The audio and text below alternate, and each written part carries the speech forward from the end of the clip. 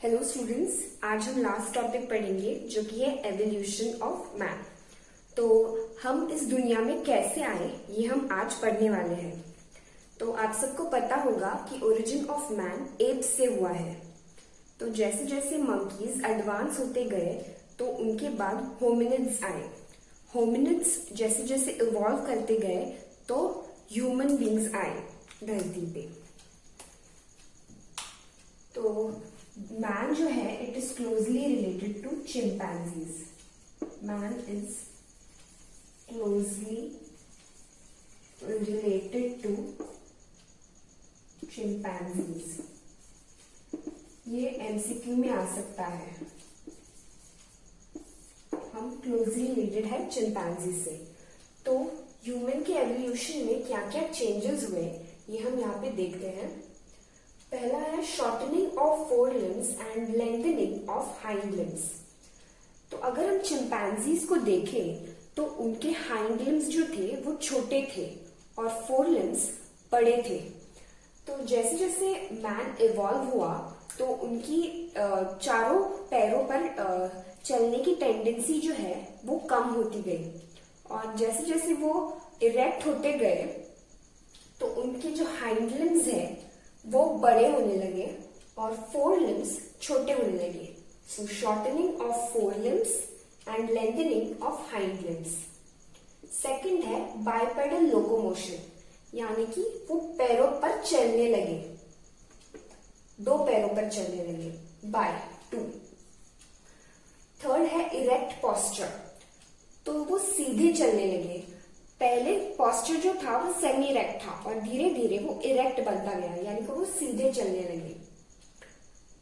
Fourth है development of lumbar curvature, तो S shaped curve develop हुआ वर्टेब्रल कॉलम में।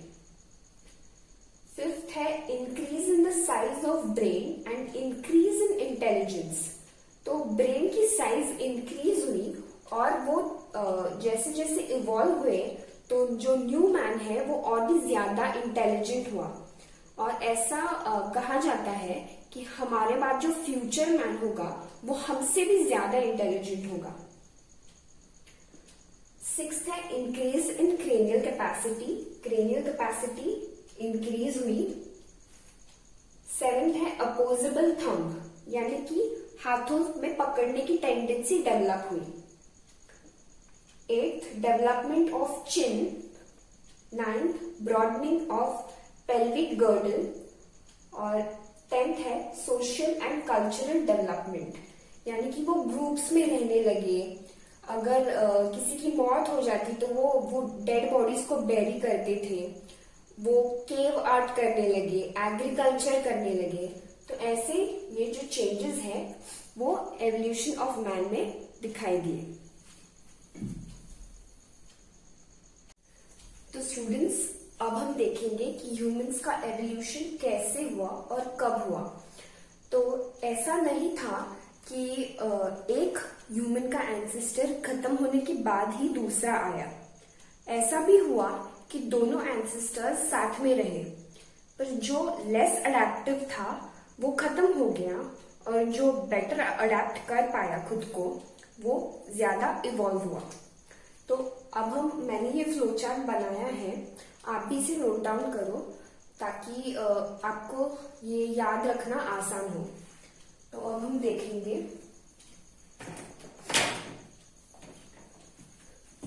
तो 15 मिलियन ईयर्स पहले, 15 मिलियन ईयर्स अगो ड्रायोपैथिकस और रामापैथिकस, ये दो प्राइमेट्स जो थे वो अर्थ पे प्रोमिनेंट थे।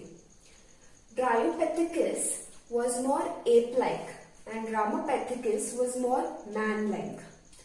तो ये एप जैसा था और रामापैथिकस इसकी मैन-लाइक फीचर्स ज्यादा थे।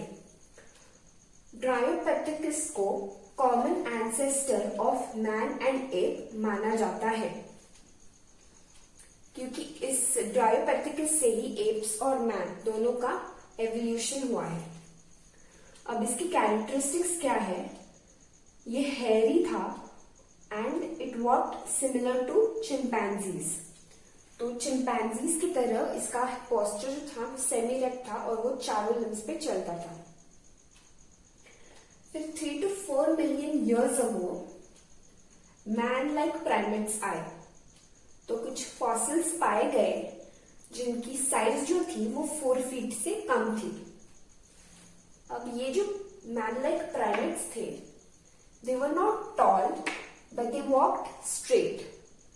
तो धीरे धीरे 4 लिम्स से 2 पैरों पर चलने की कोशिश की गई। अब देखेंगे 2 million years ago ऑस्ट्रेलोपिथेकस आया। ऑस्ट्रेलोपिथेकस को होमो हैबिलिस भी कहा जाता है और ऐसा माना जाता है कि वो ईस्ट अफ्रीका में रहते थे। Australopithecus is the connecting link between man and ape. तो एप से मैन की ओर एवोल्यूशन बढ़ने लगा। It is the connecting link between man and ape. Very important, excuse me आ भी सकता है। अब ऑस्ट्रेलोपिथेकस जो था वो बचने के लिए स्टोन वेपन्स यूज करने लगा।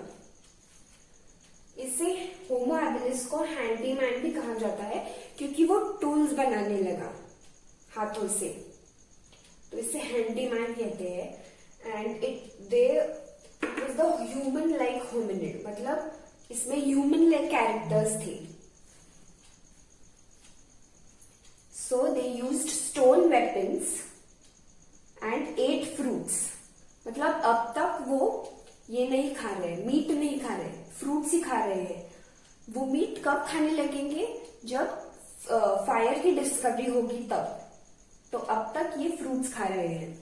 और ये उनको साइंटिस्ट को कैसे पता चला? ये दांतों की जो फॉसिल्स थे उनसे पता चला। इनकी brain capacity, cranial capacity 650 to 800 cc and they were not meet eaters क्योंकि फायर की डिस्कवरी तब तक नहीं हुई है। अब 1.5 million years ago होमो इरेक्टस प्रोमिनेंट था धरती पे उस वक्त। होमो इरेक्टस ने फायर की डिस्कवरी की। तो फायर की डिस्कवरी के बाद खाना पकाना मतलब मीट पकाना संभव हुआ। तो वहां से वो मीट ईटर्स बने। इसे अर्ली ह्यूमन एंसेस्टर माना जाता है क्योंकि अब तक वो ह्यूमन लाइक थे, बट यहां से उन्हें ह्यूमंस कह सकते हैं हम। इनके जो फॉसिल्स थे वो जावा और पेकिंग में पाए गए, इसलिए इन्हें जावा मैन और पेकिंग मैन भी कहा जाता है। इनकी क्रेनियल कैपेसिटी थी 900 cc and they were meet eaters. तो वो मीट खाने लगे होमो इरेक्टस।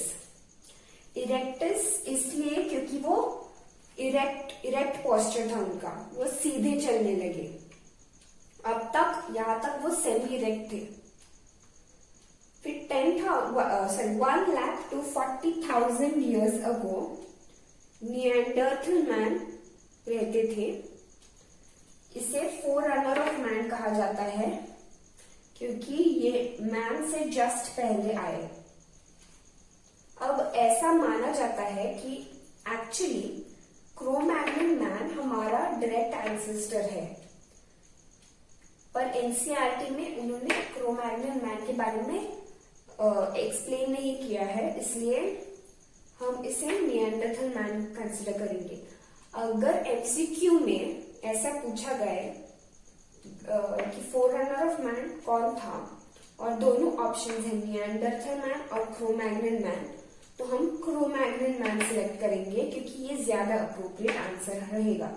बट अगर क्रो-मैग्नन मैन ऑप्शंस में नहीं है तो निएंडरथल मैन रहेगा आंसर।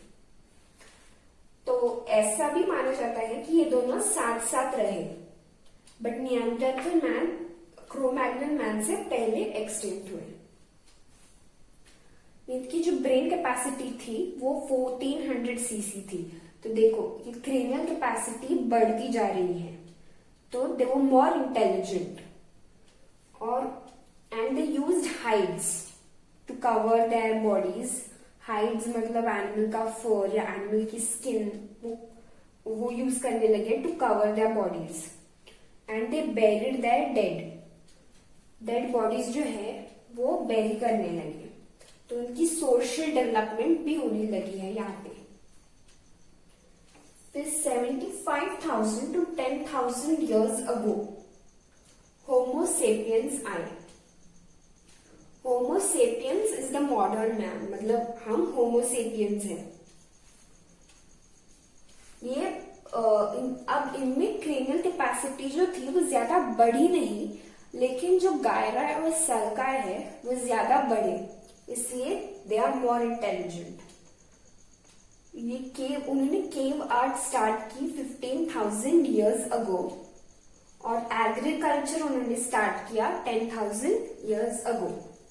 तो इस तरह ये मैंने फ्लो चार्ट एक्सप्लेन किया है और इसमें ये आपको याद रखने के लिए आसान होगा।